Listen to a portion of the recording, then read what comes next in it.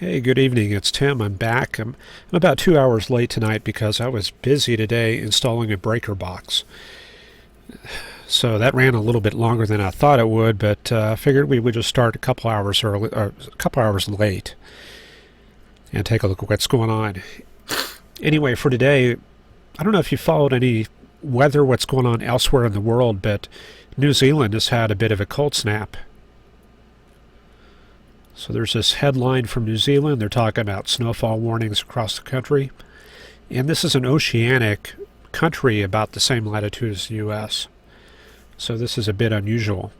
And they're talking about in Queenstown, which is in the south, they're talking about one of the coldest temperatures since record keeping began.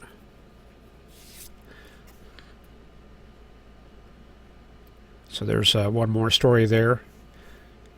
So it looks like they've had some power outages out there too. So what's happening? We can take a look at digital atmosphere real quick. This is our surface chart for 18Z. This will put us right at about 6 in the morning in New Zealand. So this is going to be the coldest time of the day. So what do we got here? Well, for one thing, we have this, see this flow around the low pressure area? It's a little bit different from what we're used to in the northern hemisphere. This is flowing clockwise. So it takes a little bit of, it's a little hard to kind of get used to some of these patterns down south, but I'll show you a trick in just a minute how to resolve that. But we go down to the South Island right here. This is where they're getting the brunt of this cold wave. And you can see temperatures all the way down to 20 degrees here. So this is very much on the cold side. That town of Queenstown is about right there. So what's happening really is they're getting a push of polar air coming from the south, flowing like this into this low pressure area. So high pressure, cold high pressure moving in. I'll take you to the official New Zealand charts. This is the pattern they have, and this probably doesn't make a whole lot of sense, but I'll show you a trick here. What we do is we copy the image, then we go to a paint program like Paint Shop Pro and paste it, and then we do this trick called image flip. So now we flip things so that they look like they would in the northern hemisphere. So we have high pressure here, a little bit north, or see, I'm getting tricked already, south of Tasmania. And now this looks more like what we're used to. You can kind of pick out the push of cold air driving this cold front just offshore. And it looks like you can tell there's been another push of cold air that's been coming into the system here. So we're probably looking at the jet stream running something like this. They're definitely in a cold pattern right there. So, you know, that's one trick you can use right there.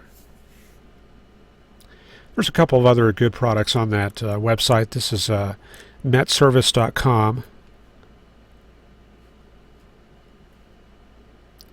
They've got some radar there. This is going to be probably some post-frontal rain that's kind of grazing the coast of the northern island. Anyway, let's move back to the U.S. Take a look at what's going on. It's a pretty stagnant pattern for tonight. We've got some heat advisories across Texas, the usual red flag warnings up in the Pacific Northwest, and some flash flood watches for Colorado. So you can see that the monsoon pattern has kind of receded a little bit. A few days ago we were seeing it covering this entire area, and it looks like it's kind of shrunk back a little bit. Here it is on the water vapor imagery. So remember we were seeing this all the way back to Utah and western Colorado. Looks like it's receded quite a bit. So just basically this stuff here, and this is probably more associated with just development along the Front Range.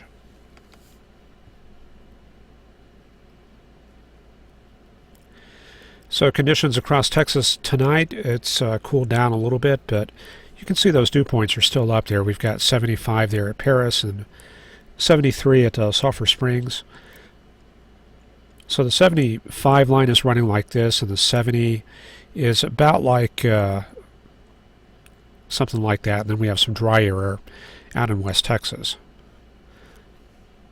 But up north we can see that backdoor front coming into Oklahoma. That's not going to be pushing very much further south.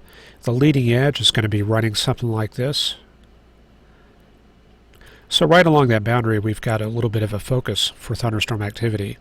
So north of that we have this anticyclonic flow from the Great Lakes area. And south of that we've got the southeast winds coming from the Gulf of Mexico. So you can see that little bit of convergence there along that line. Are we actually getting anything in Oklahoma? We'll head to the composite radar imagery, and it looks like, no, not really. You can see some showers further out to the west, but that's going to be more orographically induced. So why are we not getting any showers and thunderstorms? The sounding is going to have the answer for that, usually. Now we've got a 0Z sounding. This parcel looks pretty representative. If we mix the lowest 100 to 150 and run the temperature up along the dry adiabat, we're going to get a lifted parcel, something like that. So we definitely have the instability and the positive energy up in Oklahoma. The problem is we've got this negative area right here. So a little bit of a mid-level cap.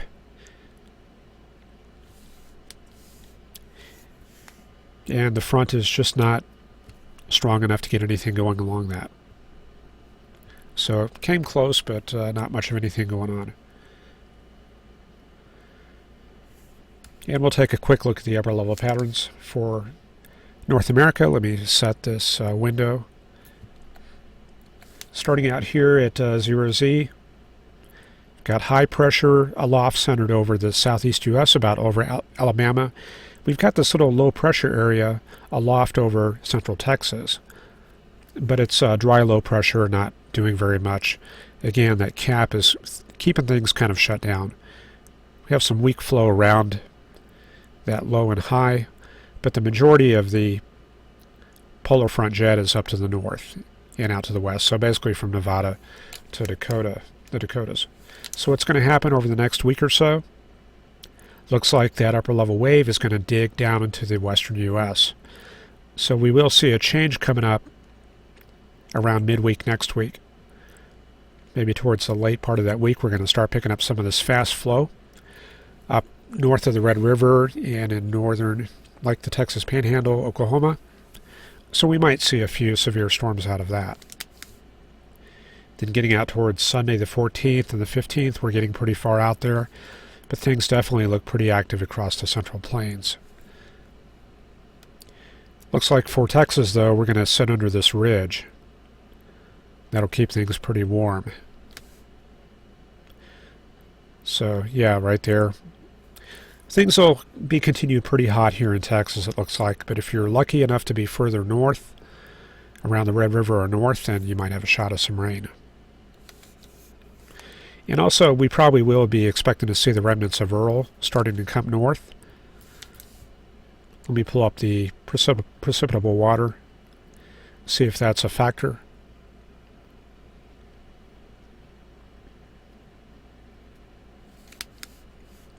So this gives us an idea of the moisture from the surface on up to the upper troposphere. Okay. Let me get my drawing tool set up here. Okay, I think it's cooperating in it. Now, we were looking at actually no, it's not cooperating. As soon as I bring up the drawing tool, it starts wanting to draw a line. So let me restart that real quick.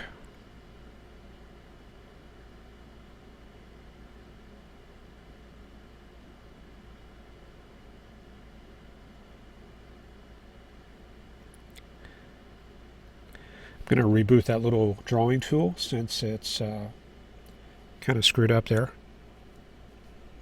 Then I'll set this frame back at 0Z. So this will be valid for about right now. And right here along the west coast of Mexico, you can see that pool of moisture associated with the remnants of Earl. And we're going to expect to see that lift north over the next week or so. So let's run that forward.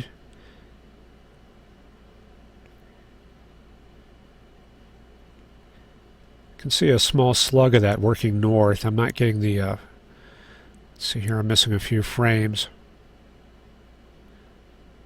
But it looks like toward the end, around Tuesday, we were bringing up a little bit of that moisture along the leading edge right there around Brownsville and Corpus Christi. And then by Wednesday, Thursday, we pick up a couple more frames. Okay, we're missing a lot of frames here, so in any case, that will provide a source of moisture around midweek, so we'll keep an eye on that and see if we have any rain coming up maybe after Tuesday or Wednesday.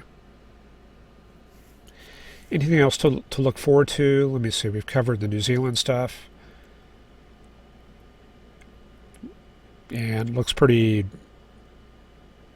stagnant across the U.S. And I think that is about it for tonight. Not a whole lot going on, really. So we'll go ahead and close it up there. And I will be back tomorrow night. Probably back at the same time, around 8 o'clock. So hopefully we'll see you here. And maybe we can field some requests and go through some forecast techniques and see if we can bring up any new stuff in this segment. Anyway, I appreciate you all watching, and we'll see you tomorrow.